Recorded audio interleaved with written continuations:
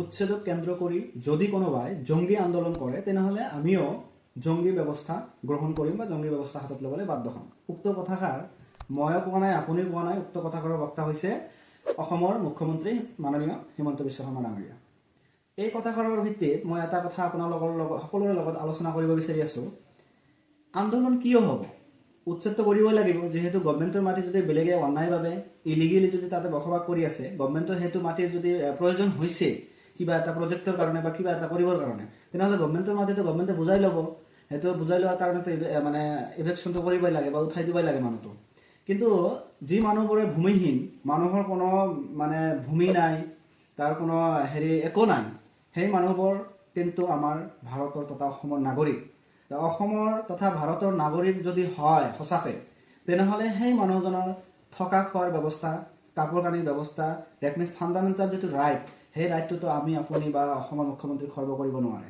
প্ৰতিটো ঘৰৰ বা প্ৰতিজন মানুহৰ যিটো থকা খোৱাৰ ব্যৱস্থা, উচ্ছেদ এলেকাত যিবোৰ মানুহ উচ্ছেদ হৈছে, সেই মানুহবোৰ থকা খোৱা তথা কাপোৰ কানিৰ ব্যৱস্থাটো আমাৰ চৰকাৰৰ ফালৰ পৰা ল'ব লাগিছিল। কিন্তু চৰকাৰে কৈ আছে যদি আন্দোলনটো জঙ্গীৰ নিচিনা কৰে তেনেহ'লে আমিও ব্যৱস্থা জঙ্গীৰ নিচিনাকৈ কৰিম। সেইটো কথাটো হ'ল আন্দোলন কিয় কৰিব? আন্দোলন কৰাৰ কোনো প্ৰয়োজনেই নাই। আন্দোলন মানুহ কেতিয়া কৰে? যেতিয়া সিহঁতৰ অধিকাৰ তথা সিহঁতৰ যিটো প্ৰাপ্য সেইটো মানুহে নাপায়। যে চৰকাৰী মাটিটোতো আমি পোৱাৰ এইটো মানে প্ৰাপ্য বা অধিকাৰ বুলি আমি ক'ব নোৱাৰিম, কিন্তু চৰকাৰে আমাক কিবা এটা ব্যৱস্থা কৰি দিব লাগিব বা চৰকাৰৰ ওপৰত আমাৰ কিবা এটা ৰাইট আছে বা চৰকাৰে আমাক কিবা এটা কৰি দিয়াৰ সিহঁতৰ ক্ষমতা আছে।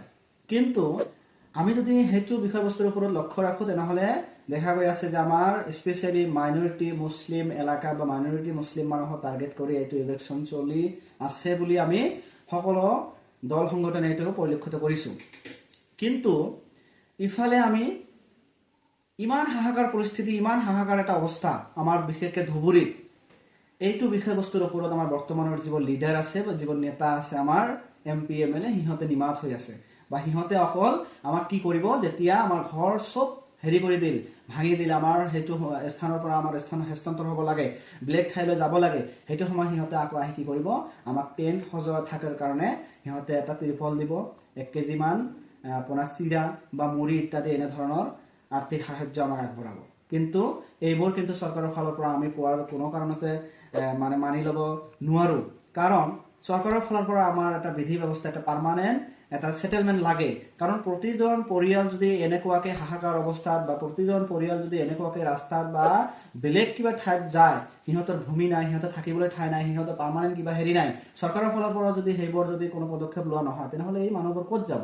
এই মানুহবোৰতো বাংলাদেশৰ মানে কাটাতাৰা বেৰটো পাৰ হৈ বাংলাদেশত নাযায়, কাৰণ সিহঁতেতো বাংলাদেশৰ নাগৰিকে নহয়, সিহঁতে আমাৰ অসমৰ তথা ভাৰতবৰ্ষৰ নাগৰিক, সিহঁতে ইয়াতে থাকিব।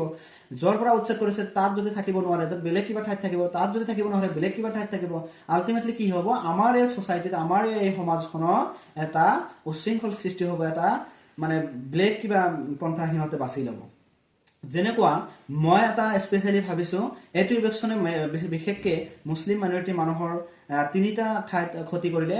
এটা ঠাই হ'ল যে সিহঁতৰ ঘৰ বা সিহঁতৰ বিশেষকৈ ফাইনেন্সিয়েলভাৱে পংগু কৰি দিলে একেবাৰে। কাৰণ সপোনৰ ঘৰখন যেতিয়া য'তে নাহক কিয় নিৰ্মাণ নকৰক কিয়, এইটো নিৰ্মাণ কৰোঁতে কিন্তু টকা পইচা ব্যয় হৈছে, টকা পইচা মানে আৰ্নিং কৰিব লাগিছে। এই বিষয়বস্তুটো এতিয়া যিহেতু উচ্ছেদ হৈ গ'ল বা ভাঙি দিল, এইটো আকৌ নতুনকৈ নিৰ্মাণ কৰা বা এই উপাৰ্জনখিনি ক'ৰ পৰা আহিব, কেনেকৈ আহিব, এইটো এটা নিৰ্দিষ্ট সময়ৰ প্ৰয়োজন আছে।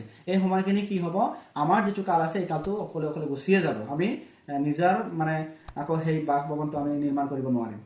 আন এটা কি হৈছে যে এই যি ঠাইৰ পৰা আমাৰ মানুহবোৰ উচ্ছেদ হ'ল, এই মানুহবোৰ কিন্তু বিভিন্ন প্ৰান্তত যাব, বিভিন্ন প্ৰান্তত যাই সিহঁতে আকৌ বসবাস কৰিবলৈ আৰম্ভ কৰিব। এই প্ৰান্তৰ পৰা বেলেগ প্ৰান্তত যাব, সেই প্ৰান্তৰ পৰা আকৌ আন এটা ঠাইলৈ যাব। যোৱাৰ পিছত কি হ'ব, যিহেতু চবেতো আৰু শিক্ষিত মানুহ নহয়, কিছুমান মূৰ্খ মানুহ আছে, কিছুমান অৰ্ধশিক্ষিত মানুহ আছে, কিছুমান অজনা, কিছুমান জানা মানুহ আছে। এই মানুহবোৰৰ ভিতৰত আকৌ কি এটা আহিব যে পেপাৰ্ছৰ কিবা খেলি মেলি হৈ যাব। এতিয়া গমেই নাপাব কিহৰ পৰা কি হ'ল, গমেই নাপাব এইটো কৰিলে কি হ'ব, সেইটো কৰিলে কি নহ'ব। সেইটো ক্ষেত্ৰত কি হ'ব, মোৰ এটা ধাৰণা যি অনাগত কেইবছৰ পিছত দেখা যাব যে বহুত মানুহৰ দি লগাই দিল। কাৰণ NRCৰ নিচিনা এটা পদক্ষেপ লৈও কিন্তু আমাৰ মাইনৰিটি মানুহক কিন্তু বাংলাদেশে সজাব পৰা নাই এইখন চৰকাৰে। কিন্তু দি লগাই যদি কিবা হাৰাশাস্তি আকৌ যদি কৰা যায়, তাৰ এটা পৰিকল্পনা হয়তো ইয়াতে কিবা এটা ইংগিত আমি বুজিবলৈ পাইছোঁ। তাৰে লগত আন এটা বস্তু আছে যে শিক্ষাৰ ক্ষেত্ৰত আজিৰ দিনত কিন্তু আমি লক্ষ্য কৰিলে আমাৰ মুছলিম মাইনৰিটি মানুহ চবেই কিন্তু শিক্ষাৰ প্ৰতি ইণ্টাৰেষ্টেড। চবৰ ল'ৰা কিন্তু খাই নাখায় দিন মজুৰি কৰি হ'লেও ল'ৰা ছোৱালীক অলপ হ'লেও কিবা এটা শিক্ষা দিবলৈ সিহঁতে পদক্ষেপ লৈছে। কিন্তু এইটো বিষয়বস্তুৰ ওপৰত কিন্তু হেঁচা পৰিল, এইটো বিষয়বস্তুৰ ওপৰতো কিন্তু আমাক সিহঁতে টাৰ্গেট কৰিছে, যাতে এই ঠাইৰ পৰা যদি উচ্ছেদ হৈ বেলেগ কিবা ঠাইলৈ যায় আৰু সিহঁতৰ আৰ্থিক অৱস্থা একেবাৰে বেয়া হৈ যাব। ল'ৰাসকলে কি কৰিব, 18 বছৰ নোহোৱালৈকে লেবাৰ আৰম্ভ কৰিব, আকৌ ইনকামৰ কিবা কৰিব লাগিব। এই ক্ষেত্ৰত আমাৰ যিবোৰ মানুহ বিশেষকৈ উচ্ছেদ হ'ল, এই মানুহবোৰৰ যিবোৰ ল'ৰা ছোৱালী আছে সেইবোৰৰ পঢ়া শুনা তথা শিক্ষা ব্যৱস্থাটো একেবাৰে দুৰ্বল হৈ যাব। মেক্সিমাম আমি ক'ব পাৰোঁ আইডিয়াকে যে সিহঁতে 100ৰ ভিতৰত 60জন মানুহ বা ল'ৰা ছোৱালীয়ে শিক্ষাৰ পৰা আঁতৰত থাকিব। তো এই যি টাৰ্গেট আমাক মুছলিম মাইনৰিটি মানুহক যি টাৰ্গেট অথবা যি উচ্ছেদৰ মাধ্যমত আমাক যি হাৰাশাস্তি কৰিলে আইনী প্ৰক্ৰিয়াৰ মাধ্যমত, এই প্ৰক্ৰিয়াৰ জবাবটো আমি আমাৰ যিবোৰ লিডাৰ বৰ্তমান আছে, যদি আপোনালোকৰ কাষত এই চিৰা মুড়ি দৈ ইত্যাদি লৈ যায়, সিহঁতক জোতা পিটন কৰিব লাগে আৰু সিহঁতক খেদি পঠিয়াব লাগে। এনেকুৱা লিডাৰ আমাক আপোনাক নালাগে, যি লিডাৰে আমাক এইবোৰ অধিকাৰৰ পৰা বঞ্চিত কৰিলে, যি লিডাৰে আমাৰ এইবোৰ অধিকাৰৰ কথা পাৰ্লিয়ামেণ্ট তথা এছেম্বলিত যাই মাত মাতিব নোৱাৰিলে, সেইবোৰ লিডাৰৰ চিৰা মুড়ি দৈ আমাক নালাগে। আমি আমাৰ কৰ্ম কৰি আমি চিৰা মুড়ি দৈ বা আমাৰ জীৱনটো আমি চলাব পাৰিম।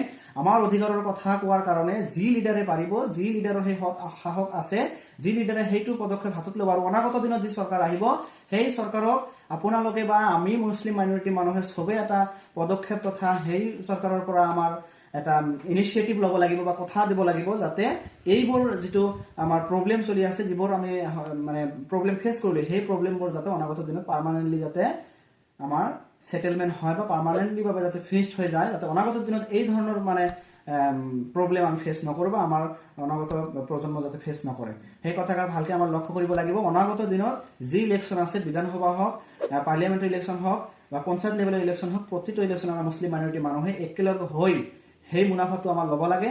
এতিয়া আৰু বেলেগ বেলেগ হৈ লাভ নাই, ভেদাভেদ কৰি লাভ নাই। আমাৰ মুছলিম মাইনৰিটি মানুহ যিহেতু আমাৰ 35% আমি অসমত, আমি যদি ইচ্ছা কৰোঁ আমাৰ নোহোৱাকৈ কিন্তু গভৰ্ণমেণ্ট হ'ব নোৱাৰে। অথচ আমি আপুনি ভেদাভেদ কৰাৰ কাৰণে কিন্তু সিহঁতে আজিৰ দিনত আমাক এনেকুৱা লাঞ্ছিত বঞ্চিত কৰিলে।